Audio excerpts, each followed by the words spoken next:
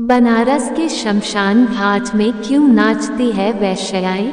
काशी के मणिकर्णिका घाट पर हर साल चैत्र नवरात्र की सप्तमी को महाशमशान महोत्सव मनाया जाता है। मान्यता है कि इस दिन काशी के राजा भगवान शिव अदृश्य रूप से इस पूरे महोत्सव में शामिल होते हैं और तब इस घाट में वैश्याएं बेहिचक नृत्य करती है। यानी कि एक तरफ चिता की लपटें उठ रही होती है तो वहीं दूसरी ओर वैश्याओं के घुंघरुओं की झनकार बज रही होती है। मणिकर्णिका घाट पर लोगों के रोने और तबले की थाप का यहाँ अनोखा संगम सभी को हैरान कर देता है।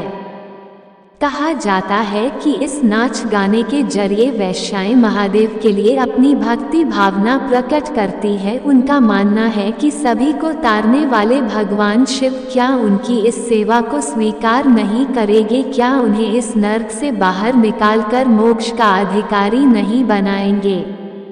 अब सोचने वाली बात है कि इस घाट पर ये परंपरा किसने और क्यों शुरू की? आखिर कौन था वो जिसने पहली बार इन्हें मणिकर्णिका घाट पर नाचने के लिए बुलाया था? ये बात है 15वीं शताब्दी की। उस समय राजा मान सिंह आमेर के राजा हुआ करते थे और अकबर के 9 रत्नों में से एक माने जाते थे। उस समय उन्होंने शिव जी के मंदिर का जीर्णोद्धार कराया, यानी कि उसकी मरम्मत वगैरह कराकर उसे फिर से एक खूबसूरत मंदिर करा दिया था। रीति रिवाज के अनुसार मंदिर के जीर्णोद्धार के बाद राजा मान सिंह ने मंगल उत्सव भी कराना चाहते थे। इसके लिए उन्होंने नगर के बेहतरीन संगीत और नृत्य कलाकारों को वहां आमंत्रित किया, लेकिन किसी भी कलाकार की उस घाट पर आने की हिम्मत नहीं हुई।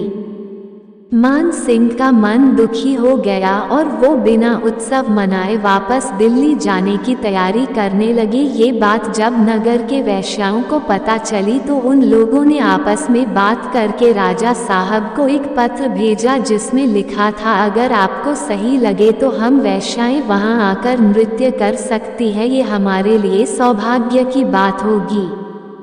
राजा मान सिंह पत्र पढ़कर बहुत खुश हुए और उन्होंने पूरे मान सम्मान के रथ भेजकर वैश्याओं को घाट पर बुलाया। वहां आकर वैश्याओं ने दिल खोलकर डांस किया और तभी से ये परंपरा शुरू हो गई। इतना ही नहीं, तब से ये मान्यता है कि जो भी वैश्या यहाँ आकर नृत्य करेगी उसका अगला जीवन वैश्या का नहीं होगा, क्योंकि कोई भी स्त्री वैश्या अपनी मर्जी से नहीं बनती, लेकिन हर वैश्या इस नर्क से निकलना जरूर चाहती है। ऐसी जिंदगी किसी अभिशाप से कम नहीं है।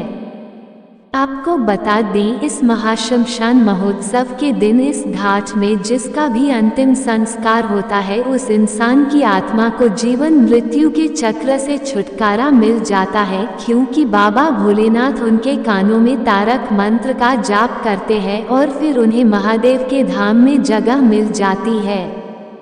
इसलिए कहा जाता है कि मोक्ष की नगरी काशी में मरने पर भी उत्सव मनाया जाता है। अब आपको मणिकर्णिका घाट से जुड़ी एक और रोचक बात बताते हैं। मान्यता है कि इसी घाट में माता सती के कानों का कुंडल गिरा था, इसलिए इसका नाम मणिकर्णिका पड़ा। दरअसल जब माता सती ने प्रजापति दक्ष के यज्ञ में अपना शरीर त्याग दिया था तब भगवान शिव वियोग में डूब गए थे। यही नहीं, वो इस दुख में इतना खो गए कि वो सती के उस जले हुए शरीर को छोड़ने तक के लिए तैयार नहीं थे। तब उन्हें सती के वियोग से बाहर लाने के लिए विष्णु जी ने अपने सुदर्शन चक्र से सती के शरीर के 52 टुकड़े कर दिए थे। मान्यता है कि ये 52 टुकड़े धरती पर जहाँ जहाँ गिरे वहाँ वहाँ शक्तिपीठ की स्थापना की गई और धरती में लोग आज भी इन शक्तिपीठों के दर्शन करके पुण्य प्राप्त करते हैं।